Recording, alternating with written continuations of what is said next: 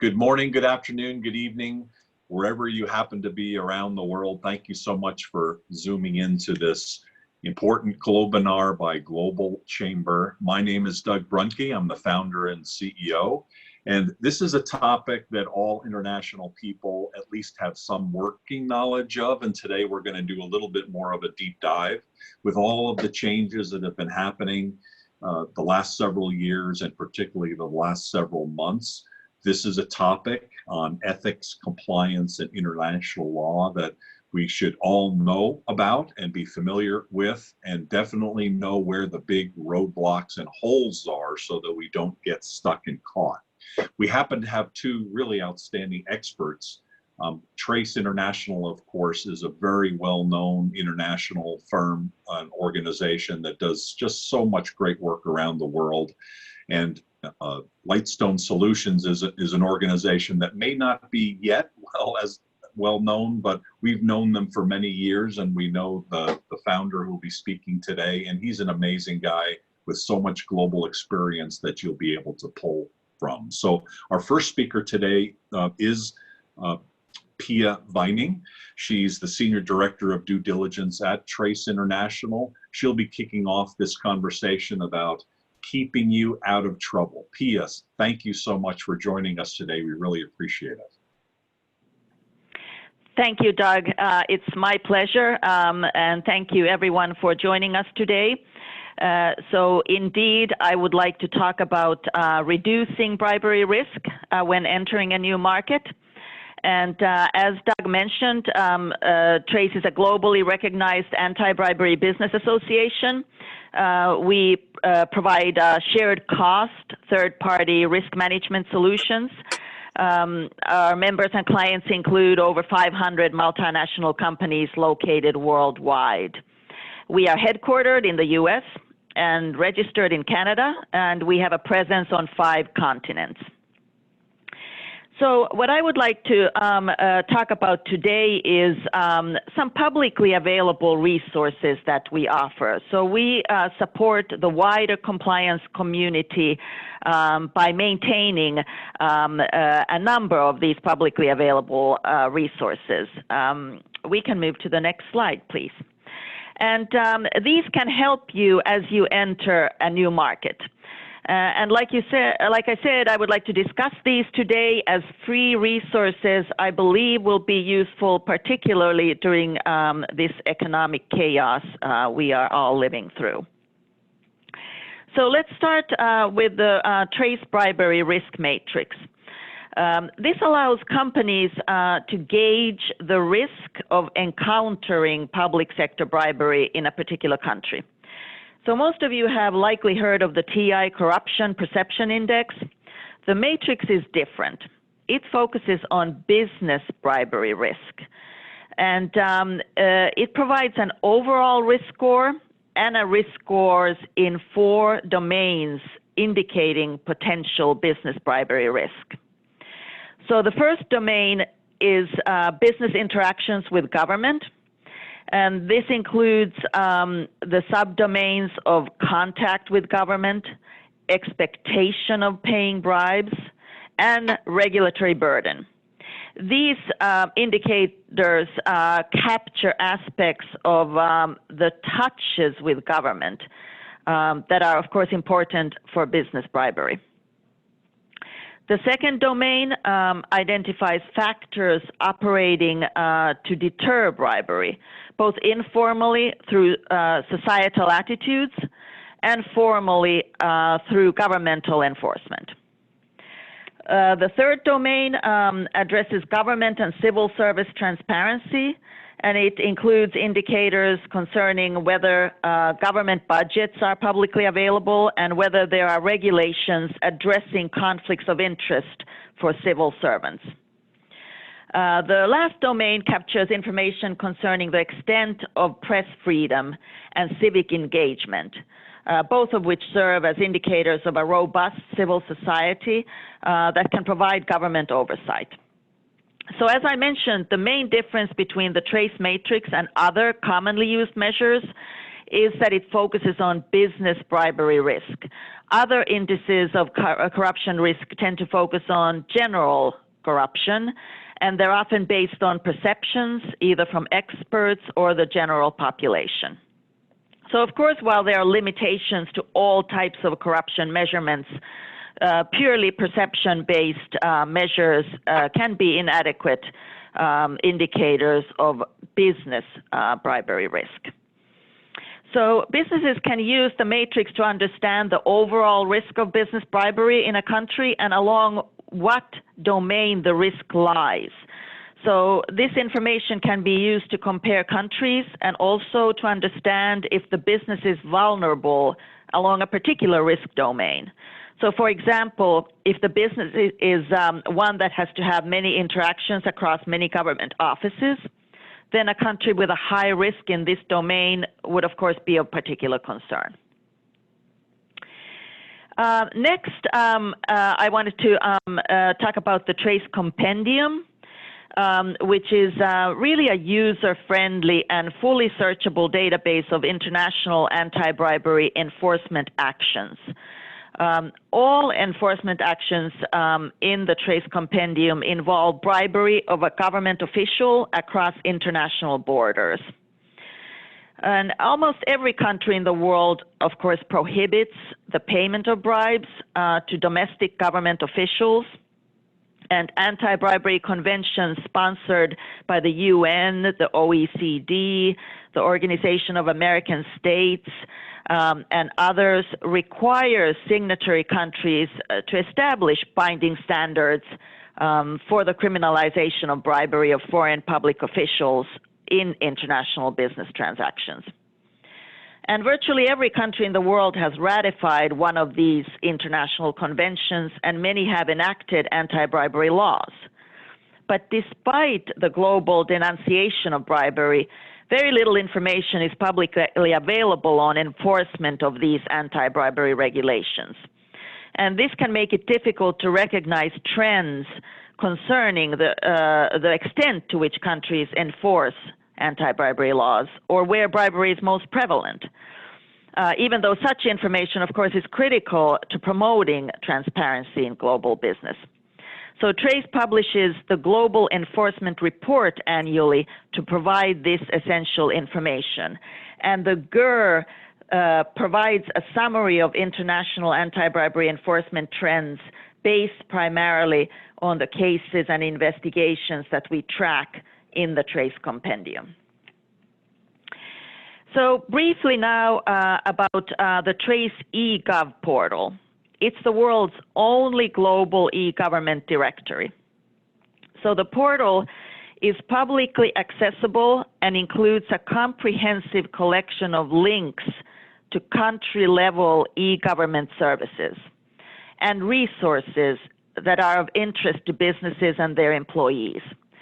So the portal makes these resources easily available to companies doing business worldwide and also promotes government's efforts to streamline the provision of administrative services over the internet. And so the number of interactions a company has with public officials, of course, drives up the risk of bribe demands.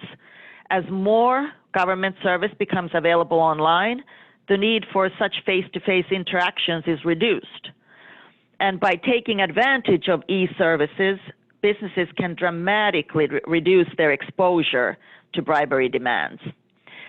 We work with some companies at Trace that have made it mandatory for their employees to use e-government services when those are available.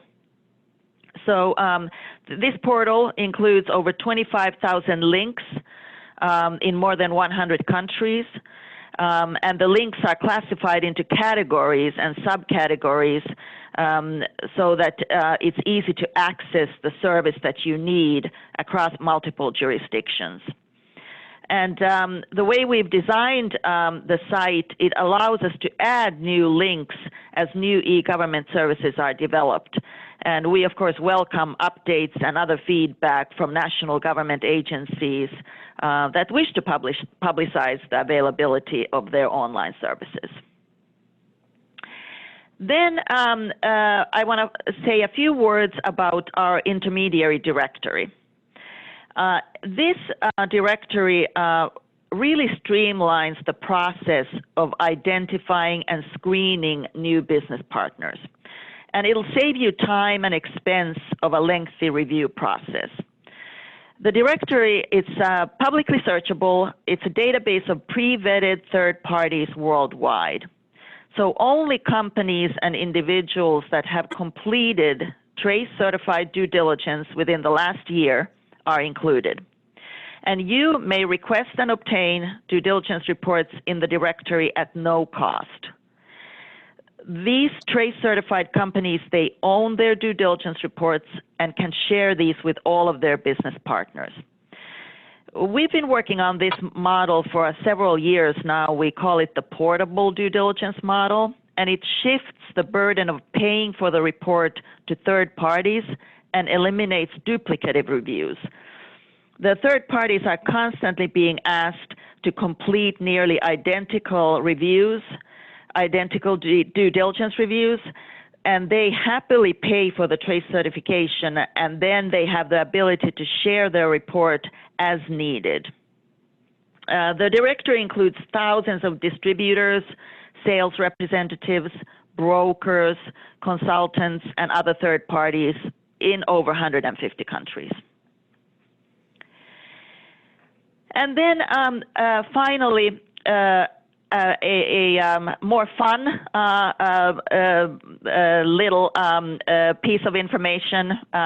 It's a podcast, the Bribe, Swindle, or Steal podcast. It focuses on financial crime.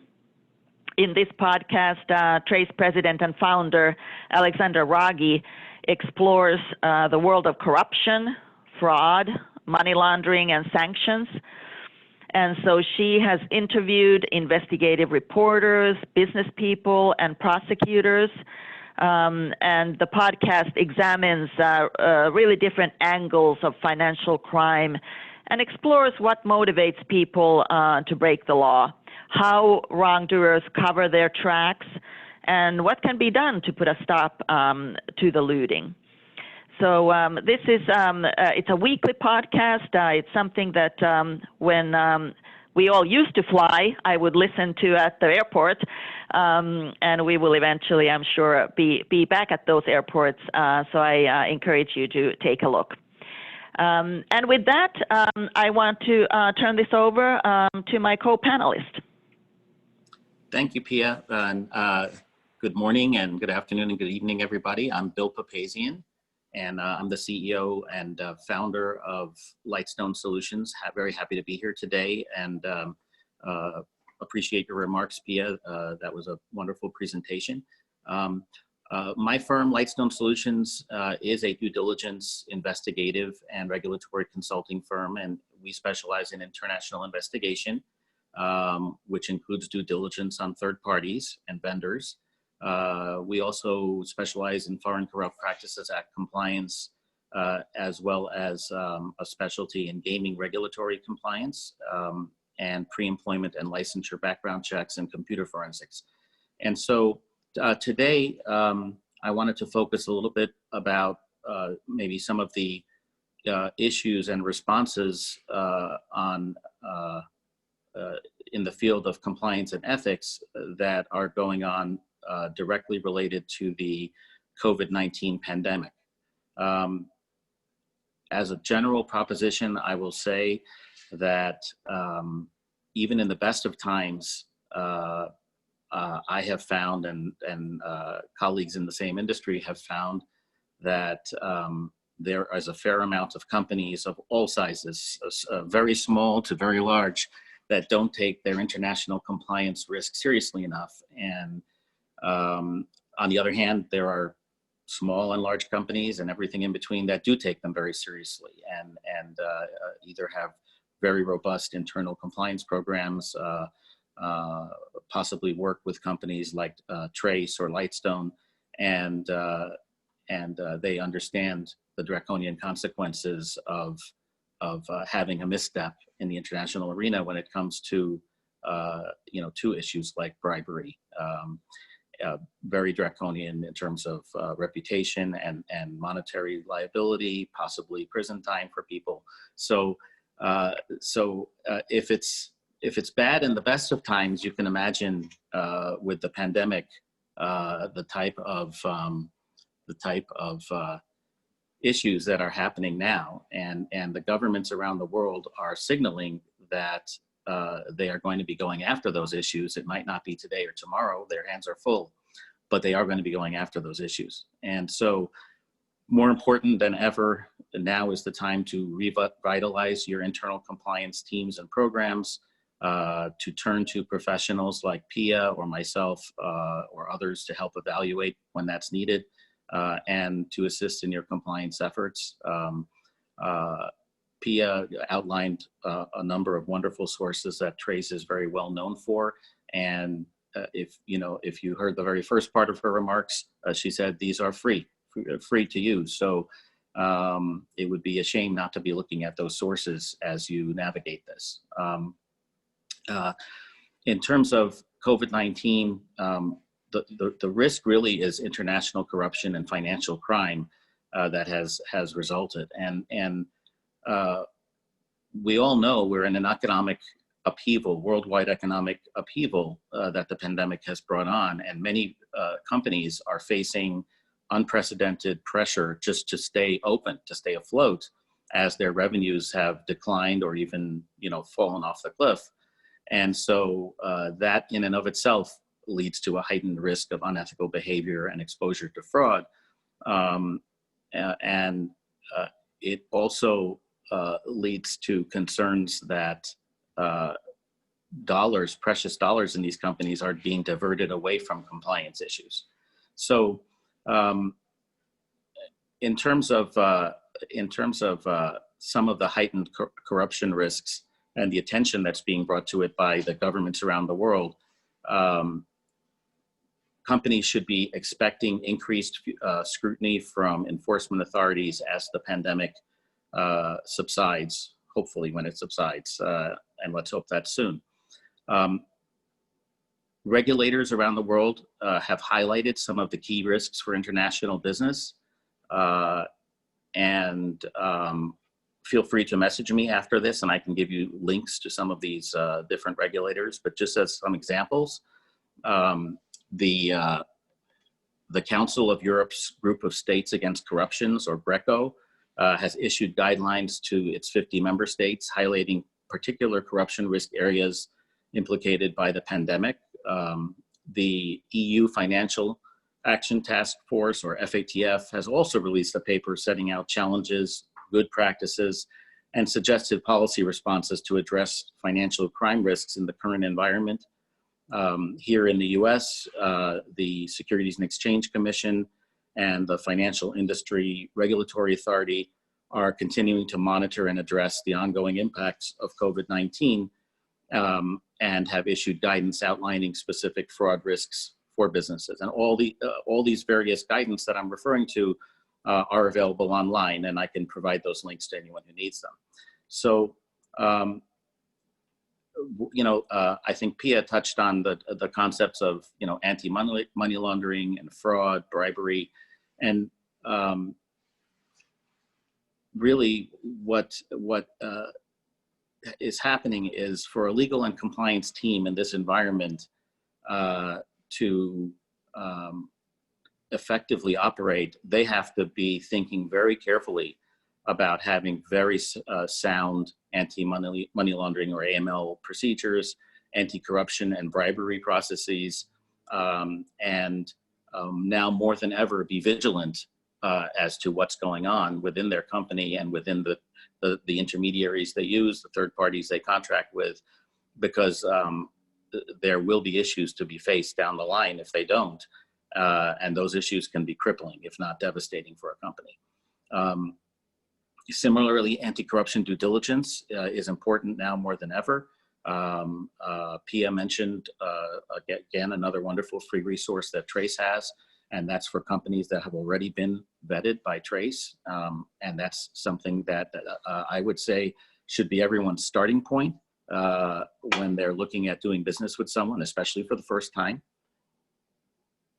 but not everybody is in that database, and that's when you then need to either use your internal team if they have the capabilities and the resources, or go to an external resource like Lightstone Solutions or Trace or others to conduct meaningful diligence on your international partners and intermediaries. I will tell you that it's particularly nice having Trace on the phone today, having Pia on the phone today, because one mantra of, I think, both our companies is that international due diligence should not have to break the bank. And, you know, there are others in our industry that have taken a very different approach to that, and it is prohibitively expensive to do that type of work for a result that is really no different than what you would get from a firm that does it on a much more budget conscious basis. So again, even in that regard, evaluate who you're working with and consider other choices if you think it's just too expensive. I don't think compliance requires a company to go bankrupt, especially in these times, trying to just afford the compliance, but it doesn't mean you can't do it. You have to do the best you can. In terms of the intermediaries, you do need to understand their practices. You need to take reasonable steps to ensure that they are complying with your practices that are compliant. And if a problem occurs down the line, and if a governmental regulator is taking a look, you do need to demonstrate that you took all appropriate action to vet and understand who you're doing business with, as well as to interact with them in a way that is compliance oriented. So you're looking to prevent corruption and not just react to it. As an example, in the United Kingdom, the Financial Conduct Authority recently released a statement setting out its expectations for companies to combat and prevent financial crime. The authority recognized that there might be some delays to their monitoring or reviewing this work because of the pandemic, but they have strongly advised companies not to switch off their screening and monitoring because of the pandemic in order to save cost or reduce operating burdens.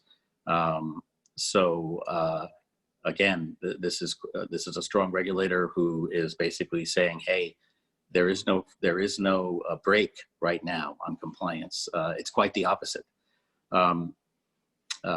We have all experienced some old-fashioned traditional ways of doing due diligence. Some of it included face-to-face customer contact, collecting hard copies of documents, etc.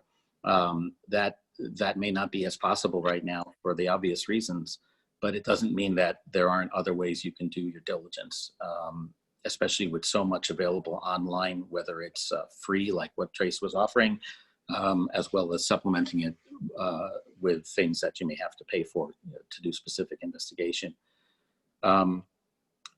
In terms of managing your company investigations during this, these odd times of COVID, as we know, many employees are working from home or in other unusual ways, and you have to have plans in place as to what to do if you become aware of an allegation of misconduct or wrongdoing. It may or may not be as easy to identify that right now because, again, you're not having face-to-face meetings. Your overall interaction with your employees may not be as much as it used to be, and so you have to be aware of that and be ready to act if you do become aware of some allegations. Some of the areas that are problematic, the healthcare industry is considered by most regulators right now to be in a high-risk situation as far as fraud and corruption. Manufacturing, especially manufacturing related to the healthcare industry, again, very high risk. Businesses that receive some form of governmental aid, such as we all saw all the headlines on the payroll protection program loans here in the United States, and we saw frankly what sure smelled and looked like quite a bit of corruption with regard to certain companies taking, massive loans on the first go around, and until it came to light through journalists and politicians and whoever else that happened, and some of these companies had to give money back, and they did get, those who did give money back got more or less a pass on the issue. But again, it's not just large companies. There's going to be a lot of fraud at all levels, all companies, when it comes to accepting governmental aid during this time. And anyone who thinks that that's not going to be looked at is in a dream world. So again, part of a good compliance program, companies should be, as they always should be, carefully planning for how they might respond if they become the subject of a probe or an unannounced search. Happens all the time. They need to be worried about protecting attorney-client privilege, preserving evidence, ensuring staff are well prepared. So they basically need to be prepared for compliance management in times of crisis, which we're in. And again, many companies have been forced to shift their stretched resources and attention away from key business and operational units, including compliance as a result of the pandemic. But as I have said, it's of vital importance to maintain an ethical culture and focus resource to navigating during this challenging new reality. Managing compliance remotely has its set of challenges. But again, now is not the time to ignore these obligations or best practices. And compliance officers should view this time, this crisis, as an opportunity to improve the way they do things, perhaps to do things more efficiently in order to avoid costly problems in the future. Similarly, employees are suddenly working in ways they never did before. Some like it, some don't. But in the end of the day, those that are involved in issues where compliance is a part are looking for guidance. And so compliance has to be out there. It has to be speaking to these people. It has to be communicating with them regularly, because they are all in a brave new world. And a world that for many might continue on this way, just because we've all learned about this new concept called working from home. Not that new. Just to close things out and to show you that the regulators are continuing, to go down this path of enforcement. Even as recently as Friday, the EU set up a new unit of investigators to tackle the surge in financial crime during the economic downturn triggered by COVID. That specifically is targeted towards cracking down on the defrauding of state subsidies, as I had mentioned. It's the name of this task force is the European Financial and Economic Crime Center, and it's being set up within Europol. And it's going to be employing 65 analysts to start gathering and sharing intelligence in order to counter money laundering, fraud, and corruption. According to Europol, the areas they are most concerned about are construction, hospitality, travel, and tourism, as well as some of the other areas such as healthcare and manufacturing. In short, I would say that it's important to maintain your compliance programs, no matter how tough things are right now. It could get a lot tougher if you let your guard down and get lax or believe that the governments are too busy and too taxed and overtaxed to go after corruption. It would be a big mistake to do that. It would also be a big mistake not to take advantage of this new world we're in, which includes, shrinking budgets and shrinking revenues, and try to rethink your compliance and rethink what can we do better? What can we do less expensively, but still effectively? There's always room for improvement, whether it's a pandemic or whether it's high hog times. There's always room for improvement. And one thing is clear: now is not the time to do things the way you always have. So with that, I will turn it over back to Doug. Very good. Hey, thank you, Bill. Keep the questions coming in. The Global Tribers know you can send questions to info@globalchamber.org, and you can also put it in the chat room as well. We have a lot of questions. We have, actually, you guys have done a perfect job where it's exactly 30 minutes into this Globinar, and now we have 30 minutes for Q&A, and we have a lot of questions because this is such an important topic and a lot going on. I'd like to start with a question for Pia. We've got a question for you regarding the trace bribery risk matrix and the other matrices or matrices that you mentioned. It looks that it's more of a strategic tool, so strategic planning. Is that what a company would use that for in terms of maybe deciding whether or not to do business in a particular country? And are those matrices also useful for making day-to-day types of decisions around more on the implementation side? Could you kind of maybe elaborate a little bit more on how you recommend typically people use those? That's an excellent question. So absolutely, of course, one can use that information to make the big decisions whether to enter certain markets or not. But then where we see companies using this information, it's used in a much more granular way in their day-to-day operations. So as we all know, due diligence should be risk-based. So you should allocate more resources to the higher risk relationships, higher risk third parties, and less to the lower risk ones. So in what country are you operating in? Where are the services being provided? And in what country will the third party receive payment? All of these questions go into that risk assessment process. So what we see companies doing, companies that used to use the TI Corruption Perception Index, they have moved over to use the Trace Basic in their third-party risk assessment operations, or they at least use both now. So again, it absolutely is being used in the very day-to-day risk assessment functions.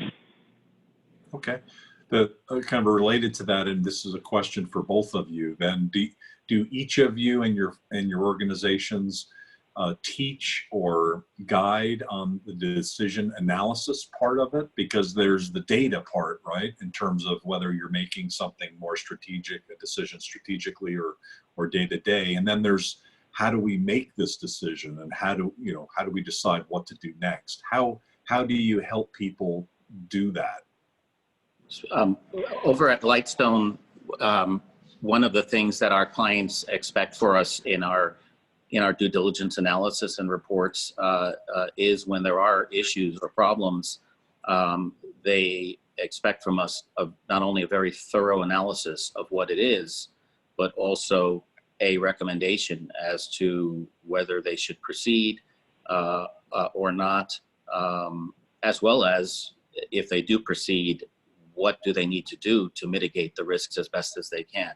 So we don't make the decision for them, but we do try to give them the best advice we can based on all our 20 years of experience as a company doing this. Yes, I of course I agree with Bill. It's of course always up to the company, the customer, the client. It's up to them to determine what their risk appetite is like.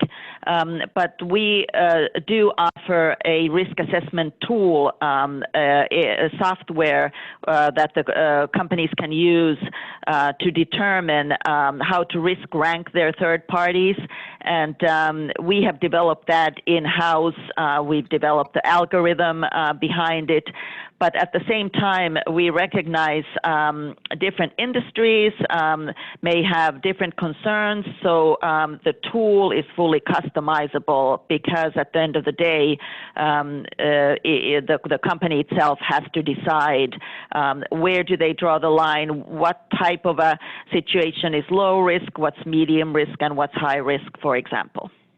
And building on what Pia said, it is very important that, risk to one business sector may not be the same as the identical risk in another one. For example, we work with Defense Department companies. We work with the gambling industry, which is a very, very highly regulated. And what might be a kind of death blow issue to them, it may not be the same for another company that's seeking to do business with the exact same party with the exact same set of issues. So as Pia was saying, it's very specific as to what each company's appetite for risk is, and that again is influenced by what industry they're in, and that's where they turn to advisors like us who know their industry to get an honest assessment. But in the end of the day, it is going to be their decision. Layers and layers of gray. Definitely. I'm sure you guys both deal a lot with that. A question from Crescents in Ghana. How is the coronavirus pandemic impacting global compliance in business? Big question, big world. Yeah, and in a way, that's kind of what I was talking about in my presentation. And I mean, I think very succinctly, and Pia, I'm sure we'll build on it very succinctly, two distinct impacts. One, the regulators are all signaling that they're going to be taking a very hard look, that this is not a compliance holiday, quite the opposite. And two, companies are struggling to stay afloat and figure out how to meet the burden. That's my succinct answer. Yes, absolutely. We've seen that exact scenario from where I sit, and companies come to us now, and they really need to stretch their budgets. Of course, cost effectiveness has always been valued, but right now it is truly crucial. Companies that have built a very well-functioning compliance department, a very effective process, don't want to and can't now simply eliminate it because business is suffering. It will be more expensive to rebuild it when the better times roll around. So they must come up with a way to keep it going in a cost-effective manner, and that's really the word that I hear over and over again, and have been hearing during the past couple of months. And adding to that, a lot of companies around the world are dealing with third parties for the first time because of coronavirus. The company they were dealing with is having problems, any number of problems, and suddenly they're scrambling to cover, and they're being forced to deal with people they don't know. And so this just heightens the corruption risk even worse. It heightens the concerns even worse. So it's a tough time in the compliance world. Kind of related to that, Bill, similar issue that we see is that there are companies pivoting into new markets. Take PPEs as an example. A lot of our members have jumped into those industries, and now they're dealing with people they've never met before, and they're not able to go have coffee with them. And so a lot of these, the background check, the people who are in it for whatever reason, some good, some maybe not so good. So this is not a time to let your guard down, is it? No, it really isn't. And plus, I mean, here in the U.S. as an example, you really daily, almost by the minute, have to keep your eye on the ball as to what's happening. For example, if you're doing business in China, you better be monitoring that situation daily, because the partner you're doing business with today might suddenly tomorrow be someone you're not allowed to do business with legally. Do you have plans for that? What are you going to do if that happens? Well, I mean, think about it. If you've invested so much money with a company that suddenly is on the list, what are you going to do about that? appetite for risk, as Pia said. What is your appetite for risk in the international markets? You just have to be careful, especially even companies you've been doing business with for a long time get affected by, by politics, for want of a better word. It's the politics of the moment. Who can you and who can't you do business with? That's right, and just very briefly to echo Bill's message, you really do have to, even under these types of chaotic sort of emergency conditions at times, you really have to be willing to walk away if your third party will not agree to the due diligence review that you're proposing. Again, the due diligence review must be quick. It must be very smooth and in a timely manner. It has to be completed because time, of course, is of essence, but it can't be skipped. And building on Pia, we're a good team, Pia. The earlier in the process you do your due diligence, in the end of the day, you're saving a lot of money. It should not be the last step in your process. And God forbid, it should not be the after step in your process when you've already gone to contract. A lot of time and effort goes into these relationships that companies enter into. And if there's someone you're going to rule them out fast. And if, on the other hand, if they look great, then that's going to affect your decision making and the amount of effort and money you put into it. We have a question from Larry Brill. From the Washington, D.C. area. This is a question that any exporter needs to know and has been dealing with. What is an exporter's liability when a distributor attempts to bribe a foreign government official without the exporter's knowledge or consent? Pia, why don't you take that first?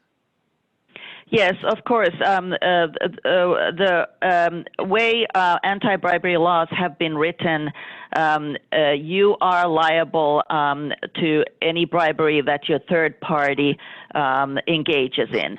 And that's why we are always talking about the importance of conducting due diligence on your third parties.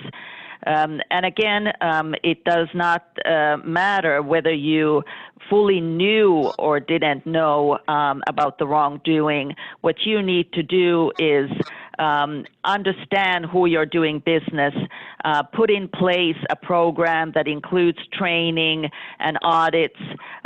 You need to be able to sort of supervise and oversee your third party's operations. And again, this is indeed your responsibility. It used to be turning a blind eye was good enough, and you're saying No. that's not at all good enough. It hasn't been good enough for at least 20 years. And a lot of people are still under that notion that, hey, our contract says you can't bribe anyone or violate any laws. We sent them our policy. We told them you can't do these things, and then we paid them $100,000 for a $50,000 service. That's their price. You can't turn a blind eye. It's the amount of protection you get in doing that due diligence. It can mean the difference between life and death for a company. It can mean a difference between a draconian fine and a smaller one, or even none. But if you've done nothing, or if you've done just lip service, a Google search, it's not going to do it for you. So there's at least two elements of this point. One is you mentioned the due diligence and what do you do before you make the selection. And then Pia, you talked more about how do you monitor and how do you keep track of things and what are some of the auditing type things that need to be done. Could you each kind of address some of the key aspects of both? What are things you need to be doing if you're doing business in another country from a home base? On the due diligence side, and then what are some of the auditing type things that are fairly typical? I know it's a little hard to do it across industries, but what would a normal process look like in both cases? Yeah, I can address the due diligence, and maybe Pia, do you want to address the auditing? Sure. Okay, so simply put, on the due diligence side, you need to understand who you're doing business with. And that means taking into account the size of the contract, taking into account some of those trace indices that Pia talked about and how high risk an area we're in. But taking in your risk assessment will determine how much due diligence you need to do. If you have a $5,000 contract, you're probably not going to do the same amount of due diligence that you will for a $5 million contract. But what does it mean, due diligence? It means from the most basic level, making sure that this company is not on any watch list, exclusion list, that there's no law prohibiting doing business with them. But it goes on up from there. Is this a regulated industry? Well, have they had regulatory problems? Have they lost licenses or had discipline? Have they had these kinds of problems? Are they publicly traded? Have there been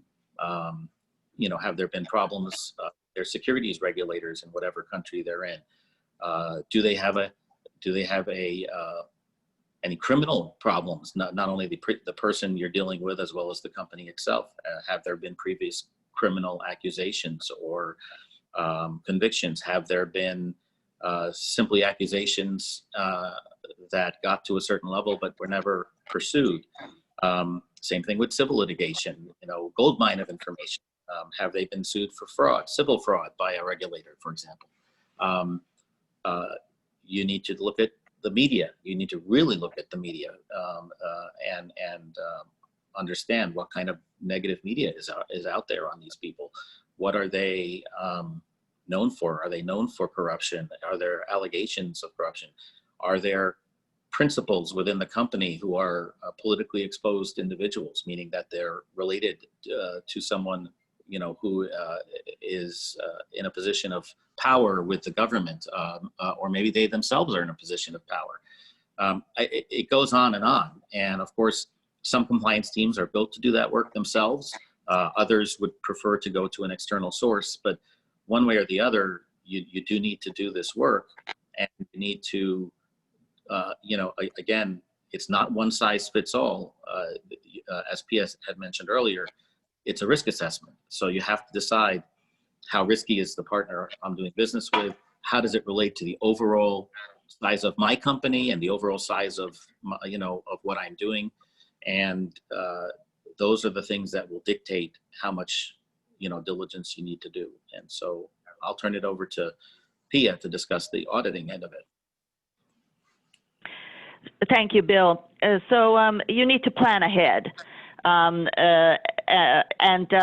You need to be prepared to exercise audit rights if you have those clauses in your contracts. So it's been frequently said that it's worse to have an audit clause in your contract and not exercise that ever than to simply not have one. So be prepared, have a plan, and take steps. In certain jurisdictions, it's difficult to enforce audit clauses. It's time-consuming. So again, you need to plan ahead. When you draft the audit clauses, you need to determine and specifically mention when can you use the right to audit, so that that's clear. And then, of course, you're not going to audit all of your third parties. Again, we will talk about the risk assessment here as well. So you will want to focus on those that, have a lot of government contacts, rather than including audit clauses in all of your third-party relationships. That would be fully impractical. And then the scope of the audit, of course, generally depends on why it's being conducted to begin with. Is it part of an internal investigation, or is it simply, you know, a more regular audit where you are checking on the anti-corruption practices of the third party, more generally? And then I think I would last but not least mention that obviously you need to document the audit very carefully and be able to show exactly what did you look at and what did you find. And with these auditing provisions and standards, same thing with the due diligence.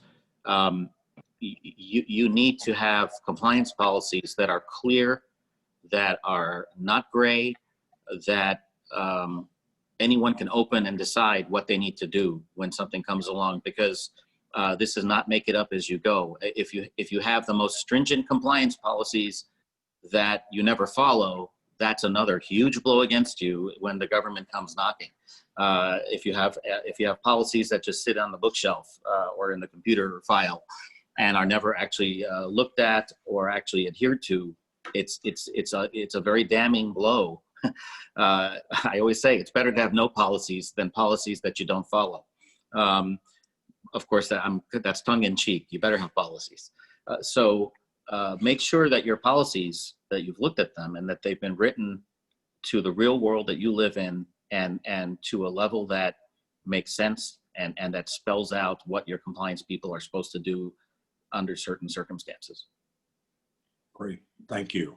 The next question, a double question, but it also, I think, could be a triple in the sense of Pia. It's more around what are the trace services? And so the first part of the question is that our anonymous attendee sees something called TRAC, T-R-A-C, on the Trace website. What types of companies would use that product? And then the second part of that is, does your firm also handle OFAC compliance?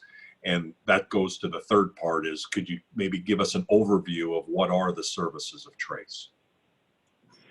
Absolutely. Thank you for that. I did not pay this anonymous person to ask this question, but I'm very happy to talk about Trace services always. Just very briefly, TRAC is designed for the supply chain, so it's a lower level due diligence solution. Again, the portable model is something that most of our customers use. They ask the supplier to pay for the TRAC profile, for the TRAC review, and then that supplier owns their due diligence information and can share it with all of their business partners. Again, briefly, what we offer various risk-based levels of due diligence solutions. Again, TRAC is one of the very lowest touches for low-risk relationships. And then we also are a membership organization. For a flat fee, multinationals join and get access to compliance tools, such as unlimited access to various online training tools and the LMS portal, access to our resource center where we have local law resources from over 130 countries. We have partner law firms in all of these countries. So we work with them and keep all that information up to date. For example, gifts and hospitality guidelines in every 130 plus countries. We offer other tools to our members as part of the membership package, such as the risk assessment tool for our third parties, as well as a gifts and hospitality tracking tool. Trace also organizes events during normal times, roundtables and forums, which are larger events. We do this all over the world. We ask our members where they feel that they would need an event where their employees and their third parties can attend, and we hold workshops and these roundtables across the globe. Okay, that's great. Just a quick question on the OFAC compliance. Oh, sorry. Yes, absolutely. We indeed, that's included in most all of our reviews. We absolutely screen against all the OFAC lists, international watch lists, sanctions lists. Yes, that's really included at all risk levels. Okay, super. Bill, how about a quick summary of what Lightstone does as well, as long as we've gone through that with Trace? Sure. Lightstone it has a different approach, but in a way it's for very specific types of clients and very specific types of deals. And so our typical deals tend to be the ones that require the very intense level of due diligence. We do, of course, have clients that will need less, and we can tailor our services, as needed for that. But typically, Lightstone becomes a member of a transaction team. So we work directly with the internal folks, the compliance folks, as well as the business folks and the lawyers, the external and internal lawyers, in every aspect of making of them making a deal. And so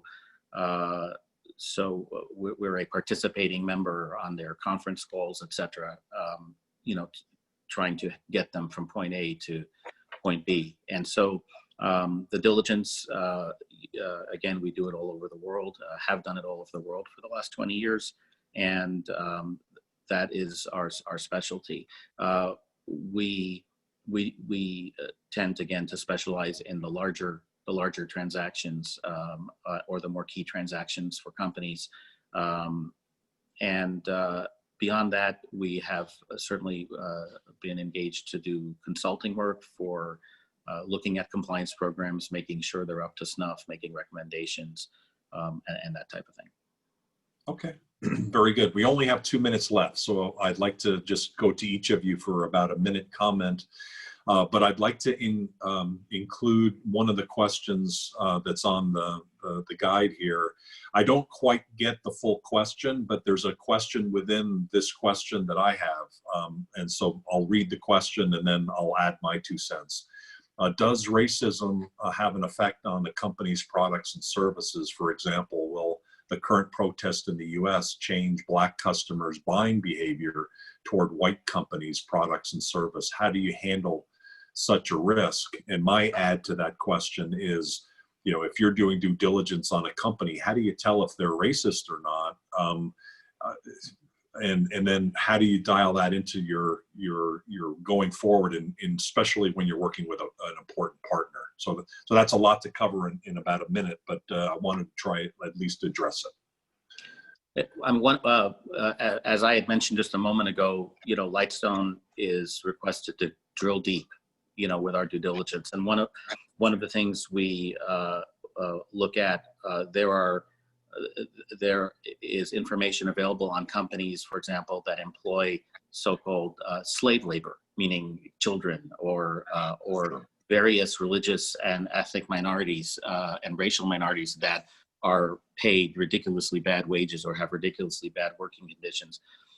We are able to look also at environmental responsibility. As far as things like racism, when we look into our media searches, that is literally one of our search terms and always has been. So that when a company, and we've seen it months and months ago, in the past few years, at least once or twice a year, very well-known companies will put out an advertisement that ends up having a terrific backlash. And you always have to question who approved this. I mean, because it's almost obvious to anybody that this was a poor taste racism, closet racism, whatever you want to call it. But companies are made of individuals, but in the end of the day, if we're looking at the key principles and we're looking at the company itself, if we see allegations of racism out there, we're absolutely going to report that to our client.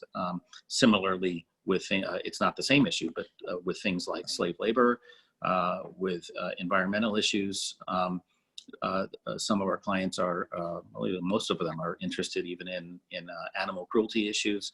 So this is the broad category of what I call social due diligence, but it's very, very, very important. Always has been, but suddenly people are waking up to the fact that it's important. Good points. Pia, would you like to wrap up? Yes, I of course agree with everything Bill said. This indeed comes up during the due diligence reviews, particularly when you move to the higher risk relationships and you do indeed look further into the background of the company. I guess I would just want to take 2 seconds to just more generally mention about due diligence, something that people often don't think about. There is no magic bullet, though. Nobody can guarantee that a particular company will not engage in bribery. And that's not what the enforcement agencies are expecting you to do. But thorough, risk-appropriate due diligence is what is needed. And then vigilance throughout the process. Due diligence is not an event, it is a process. You need to keep an eye on things as you work with the third party. Thank you. Great information from both of you. I've learned a lot, and I'm sure our viewers have learned a lot. Thank you so much for all that you do every day to help keep companies out of trouble. I wish more would do the work that you're talking about, and what we'll do a blog post on this, and we'll include contact information and additional information. You of course can get either of our speakers today through the Global Chamber directory, and if all else fails, send an email to info@globalchamber.org, and we'll find a way to connect you either to Bill or Pia. I do want to just say in the final few seconds that we are very busy keeping our members safe and also connecting them to all sorts of opportunities. We have somewhere between 25 and 30 events per week, some of which are ours, and then others that our members are doing. So we have lots of ways to keep our members busy with information like what you've learned today. This week, as an example, later today, actually, we have a League of Extraordinaries, which is a connecting tool we use to connect service providers doing international business all over the world. We have later this week, entrepreneurial operating system where we're helping guide and educate our members about how to have management processes above and beyond what we've talked about today. Generally, how can you run your company better? The EOS system through 87 Plus, and then another one we have this week is on artificial intelligence and how to accelerate your growth with your business. And we have 5 experts from all over the world, literally all over the world, talking about how to grow faster and use technology to be able to do that. My name is Doug Brunke. I'm the founder of Global Chamber. Really enjoyed speaking with both Pia and Bill today, and wish you all a great rest of your day. Thank you. Thanks, everyone. Thanks, Bill. Thanks, Pia. Thank you. Great job. Great information.